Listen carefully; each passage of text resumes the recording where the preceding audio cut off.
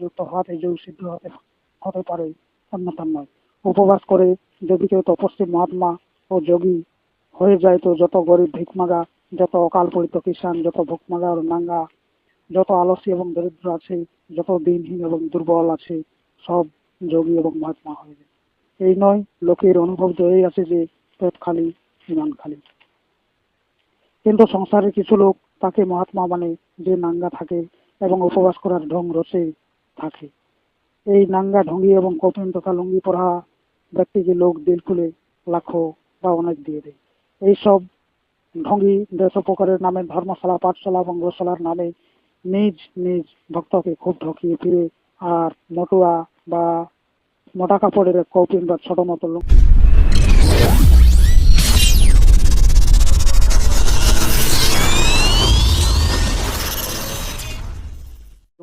পড়া ব্যক্তি বা এই তপস্বী মহাত্মা ও সাধু নামধারীকে খুব টাকার ফলে মিলে। যাদের টাকার আবশ্যকতা নেই তাদেরকে টাকা দেওয়া যায়। যে কাপড় পরে, যে পরিষ্কার বলে যে আমি ভোজন করি আর চাঁদা না খাই, মেহনতের রোজগার খাই, তাকে দুনিয়া পড়িয়াও মজদুরি পর্যন্ত দেয় না। এদেরও মজদুরি কেটে এই সৎ গৃহস্থকে ঠকিয়ে লোক দেশোপকারের চাঁদা দিয়ে পুণ্য লুটতে চায়। ঢঙ্গি সাধু এবং মহাত্মাদের কথাতে আজ পর্যন্ত কারো কিছু মেলেনি, কিন্তু এই মহাত্মা বলে থাকেন, সাল ভরে বাচ্চা দেখে নেবে, তোমার কল্যাণ হয়ে যাবে। বছর পর বছর পার হয়ে চলে যায়।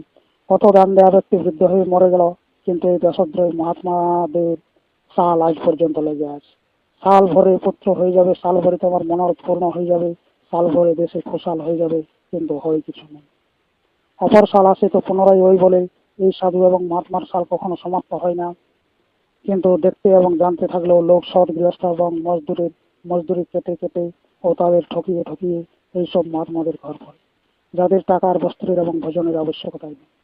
যার ঘরে লোক ভোগের ছটফটাচ্ছে তাদের মজদুরি দেবে না, তাদের ঠকাবে, কিন্তু দেশোপকারের নামে, ভগবান এবং ধর্মের নামে এইসব নাঙ্গকে থলি দিয়ে ফেলে। এরাই কি সৎ গৃহস্থ, বা এরা কি সৎ গৃহস্থ থেকে বাইরে? কখনো নয়। এদের এই উপকার হলো দেশের উপকার। কিন্তু না, মজদুরি বা মজদুর, কুলি, ক্লার্ক, বিদ্যান, পণ্ডিতের সাথে বিষ উজ্জত করবে, কিন্তু ঢঙ্গি সাধু মহাত্মাদের দিয়ে দানি হওয়ার এবং স্বর্গ পাওয়ার ইচ্ছা অবশ্যই করবে। দাম দিয়ে পুস্তক নেবে না, পত্রিকা নেবে না, শ্রদ্ধা এবং সৎসঙ্গ করবে না। কোনো ভালো বস্তুর দাম দেওয়ার সময়, কোনো সাচ্চা ধর্মে খরচ করার সময় কাঁদবে। কিন্তু এইসব ঢঙ্গি মহাত্মা, পূজারী, পাদ্রী এবং পান্ডা স্বর্গ তথা সরাদের ঠিকাদারকে দিল খুলে দাম দেবে। যে নিজেকে তপস্বী বলে আর বলে আমার ভোজন বস্ত্র সব 2 পয়সাতে চলে যায়, তাকে লাখ দিয়ে দেবে। কিন্তু বাস্তবে টাকার আবশ্যকতা যার আছে, বস্ত্রের আবশ্যকতা আছে, ভোজনের বা খরচের আবশ্যকতা আছে, তাকে দেবে না। বাস্তবে যে দেশ এবং মানুষ জাতির উপকার করবে তাকে কিছু দেবে না। যে পাক্কা দেশদ্রোহী সেই ভারতে পাকা দেশভক্ত হয়েছে। এইসব ভক্তের দৃষ্টিতে সবচেয়ে বড় ভক্ত বিভীষণ ছিল। যে ভিকমাগা সেই যোগী হয়েছে, যে অজ্ঞানী সেই মহাত্মা হয়েছে। সব উল্টা হয়েছে। কলি কৌতুক তাত ন জাত কহি, তপস্বী ধনবন্ত দরিদ্র গৃহী। যে নিজ কোনো অঙ্গকে শুকিয়ে বেকাম করে দেয় সে যোগী বলা যায়। যদি অঙ্গকে বেকাম করলে এবং শুকিয়ে দিলে যোগ হইতো, সমস্ত প্যারালাইসিসের রোগী যোগী হয়ে যায়। যদি উল্টা লটকে থাকলে কেউ তপস্বী হয়ে যেত, বটবৃক্ষের জেঠা এবং সমস্ত বাদুর যারা বৃক্ষের ডাল ধরে লটকে থাকে আগে তপস্বী হয়ে যায়। কান, চোখ এবং নাক বন্ধ করলে যদি কেউ যোগী হয়ে যায়, তো বোবা, বহরা এবং অন্ধ আগে যোগী হয়ে যাবে।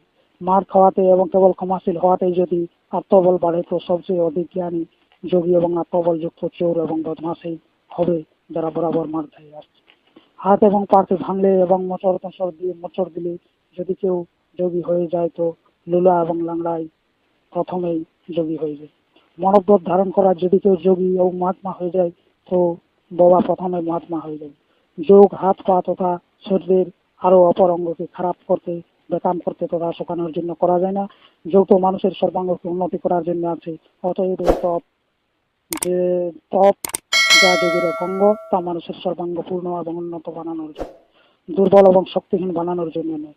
তপ সেই আছে যাকে আমি বলেছি যোগ ব্যায়ামের সাচ্চা তপ, যা মনুষ্যমাজের সদস্যকে বাঁচিয়ে দেওয়া যায়।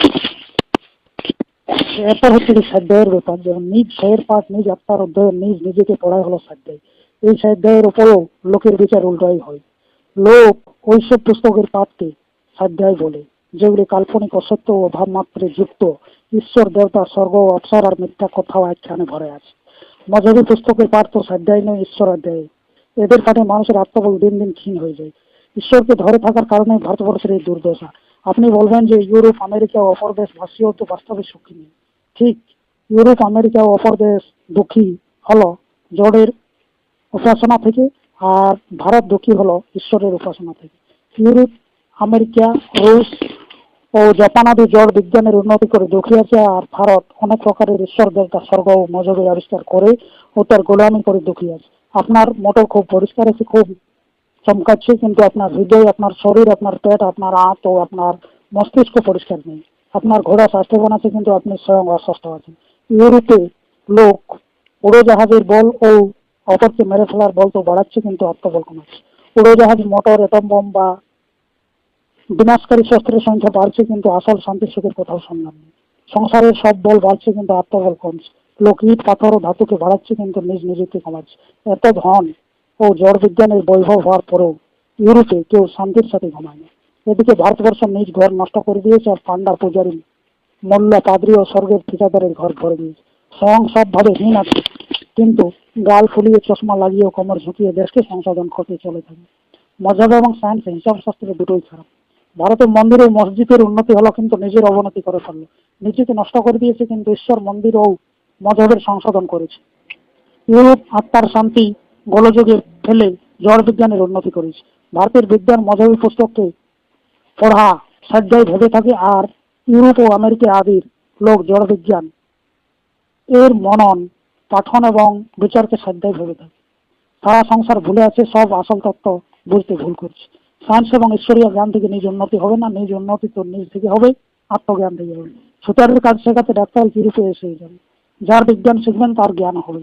ঈশ্বরীয় জ্ঞানে ভারত সাকার নিরাকার, ছোট বড়, চার মুখে পাঁচ মুখের পশুর মতো ও মানুষের মতো কত দূর বলা যায়, চিত্র বিচিত্র ও আশ্চর্যজনক রূপের ঈশ্বরের আবিষ্কার করে ফেলেছে।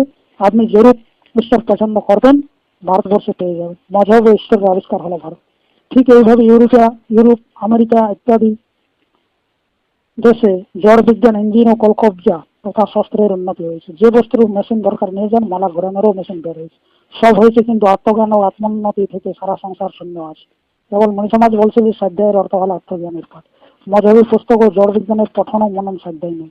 স্বাধ্যায় শব্দ সযুক্ত অধ্যায় এই দুই পদের যোগে হয়েছে।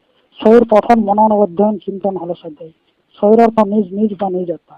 স্বদেশ, স্বরাজ, স্বগৃহ, স্বতন্ত্র এইসব হতে এই শব্দ ওই অর্থে আছে যে অর্থে স্বাধ্যায়ের স আছে। যত গ্রন্থ আছে সব স্বাধ্যায়ের জন্য আছে, সব আত্মার জন্য আছে। এদের পাঠ হলো স্বাধ্যায়। এইসব পুস্তকের মনন ও চিন্তন হলো স্বাধ্যায়। আর অপর যত পুস্তক আছে সেগুলিকে মজহব, ঈশ্বরীয় সম্বন্ধেই বা জড় বিজ্ঞান সম্বন্ধে আছে, অথবা ইতিহাস, ভূগোল ও গল্পাদির আছে। গীতা আদি পুস্তকে যদিও মাঝে মাঝে আত্মজ্ঞানের কথা আছে, কিন্তু শেষে এই আত্মজ্ঞান থেকে বড় ঈশ্বর ভক্তি ঈশ্বরকে বলে গীতা লোককে ঈশ্বর ও ঈশ্বর ভক্তির দিকে নিয়ে যায়। লোক বলে যে বিনা ঈশ্বরে আত্ম উদ্ধার কি হবে, কিন্তু আত্ম উদ্ধারের জন্য আত্মার দরকার, বা আত্মা দ্বারা আত্ম উদ্ধার হবে, ঈশ্বর দ্বারা নয়। এতে গীতা স্বয়ং বলেছে যে উদ্ধার এদাত মানব মনাত মানং নাথ মানব বসাদ আত্মৈব হেতমৈব বন্ধুর আত্মৈব রিপুরেশন।